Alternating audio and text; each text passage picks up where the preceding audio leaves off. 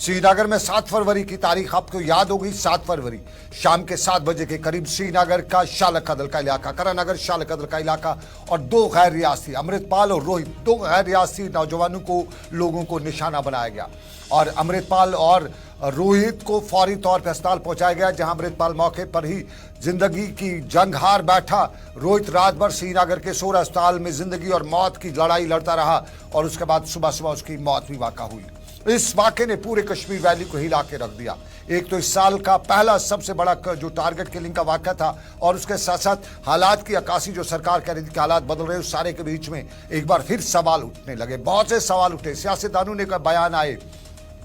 आम लोगों ने भी सवाल उठाए और आम लोगों का यह भी कहना था कि किसी भी निहत्थे को और ख़ास तौर पर गैर रियासती को इन मामलात में जहां पॉलिटिक्स है ही नहीं, जिनके साथ पॉलिटिक्स कोई वास्ता नहीं है, उनको निशाना बनाना ये बहुत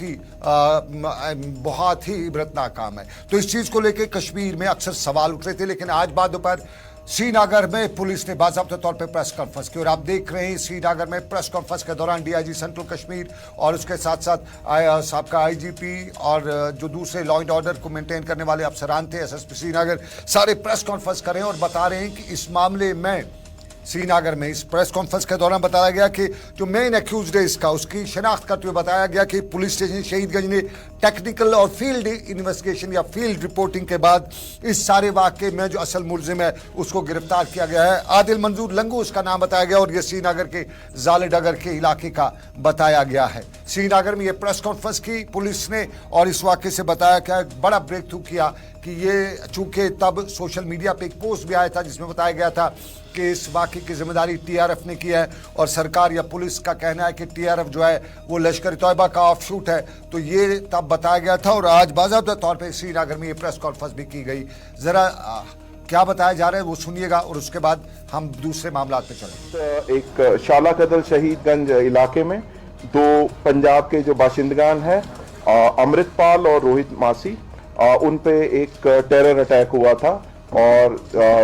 दोनों जो हैं उसमें फोत हो गए थे, वो दे सकम टू द इंजरीज। इसमें कहने की बात यह है कि अमृतपाल और रोहित यहाँ पे कारपेंटर और वुडवर्क के काम से वाबस्ता थे और अपने घर से उसी दिन अपने यहाँ पे जो उनका डेरा था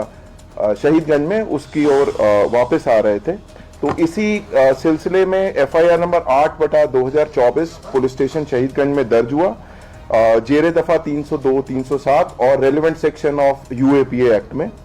और इसके बाद ये दोनों जो है श्रीनगर पुलिस ने काफ़ी मुस्तैदी से और प्रोफेशनल तरीके से इसमें एक टीम का गठन किया गया, फील्ड और टेक्निकल एनालिसिस किया गया जिसमें काफ़ी मेहनत गई और उस दौरान काफ़ी क्लिंचिंग एविडेंस उनके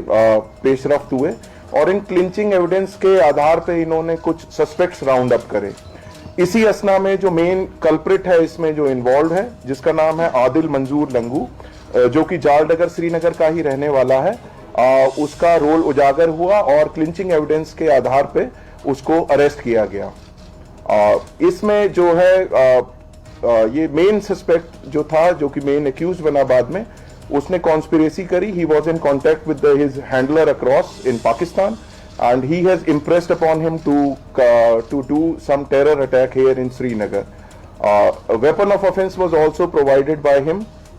to this fellow who later on conducted this terror attack on 7th of February. During course of investigation, जो weapon of offense है that has been recovered now और इसमें